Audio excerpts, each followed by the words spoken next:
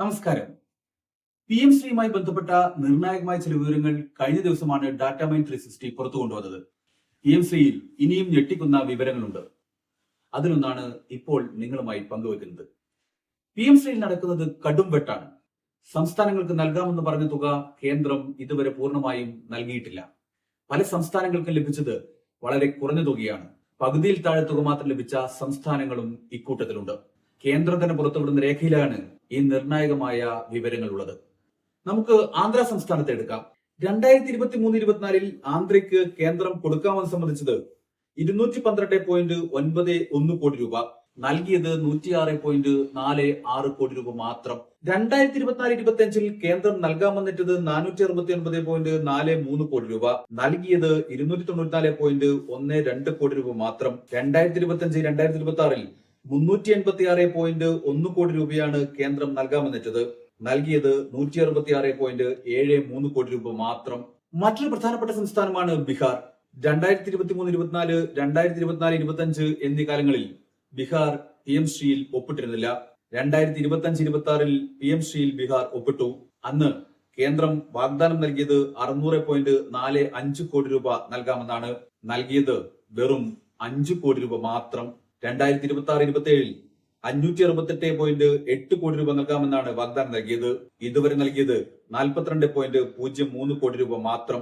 BJP ഭരിക്കുന്ന ഗുജറാത്താണ് മറ്റൊരു സംസ്ഥാനം. 2023-24 65.87 കോടി രൂപയാണ് ഗുജറാത്തിന് നൽകാമെന്നിട്ടത്.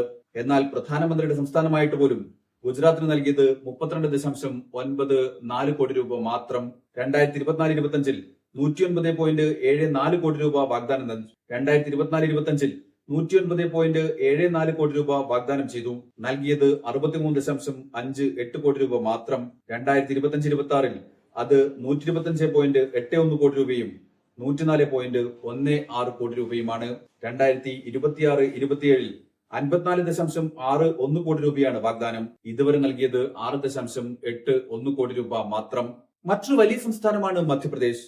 അതും BJP ഭരിക്കുന്ന സംസ്ഥാനം തന്നെ. 2023-24 131.99 കോടി രൂപ വാഗ്ദാനം ചെയ്തപ്പോൾ 44.53 കോടി രൂപയാണ് നൽകിയത്. 2025-26 368.01 കോടി രൂപ വാഗ്ദാനം നൽകിയപ്പോൾ 180.79 കോടി രൂപ മാത്രമാണ് നൽകിയത്. 2026-27 346.65 കോടി രൂപയാണ് വാഗ്ദാനം, നൽകിയത് 20 കോടി രൂപ മാത്രം. ഇനി കോൺഗ്രസ് ഭരിക്കുന്ന രണ്ട് സംസ്ഥാനങ്ങളായ തെലങ്കാനയും കർണാടകയും എടുത്തു നോക്കാം. തെലങ്കാനയ്ക്ക് 2023-24 239.21 കോടി രൂപയായിരുന്നു വാഗ്ദാനം, 59.8 കോടി രൂപ നൽകി.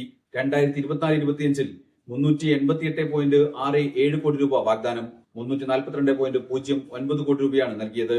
2025-26 253.52 കോടി രൂപ വാഗ്ദാനമാണ്, 152.37 കോടി രൂപയാണ് നൽകിയത്. 2026-27 333.32 കോടി രൂപയാണ് വാഗ്ദാനം, ഇതുവരെ നൽകിയത് 14.95 കോടി രൂപ മാത്രം. കർണാടകയുടെ കാര്യമെടുത്താൽ 2023-24 30.17 കോടി രൂപ വാഗ്ദാനം ചെയ്തപ്പോൾ 26.39 കോടി രൂപ നൽകിയിട്ടുണ്ട്. 2024-25 150.86 കോടി രൂപയാണ് വാഗ്ദാനം, 62.78 കോടി രൂപ നൽകി. 2025-26 226.15 കോടി രൂപ വാഗ്ദാനം നൽകിയപ്പോൾ 113.08 കോടി രൂപയാണ് നൽകിയത്. 2026-27 212.21 കോടി രൂപ വാഗ്ദാനം നൽകുകയും 12.5 കോടി രൂപ നൽകുകയും ചെയ്തു. അതായത് കേന്ദ്രം നൽകാമെന്ന് സമ്മതിക്കുന്ന മുഴുവൻ തുകയും പല സംസ്ഥാനങ്ങൾക്കും ഇതുവരെ ലഭിച്ചിട്ടില്ല എന്നർത്ഥം. കേന്ദ്രം നൽകാമെന്ന് പറയുന്ന ഫണ്ട് കണ്ടുവച്ചാണ് കേരളം PM ശ്രീയുമായി മുന്നോട്ടു പോകാൻ ശ്രമം നടത്തുന്നത്. എന്നാൽ ഈ കണക്കുകളും കേരളത്തിന് അനുകൂലമല്ല.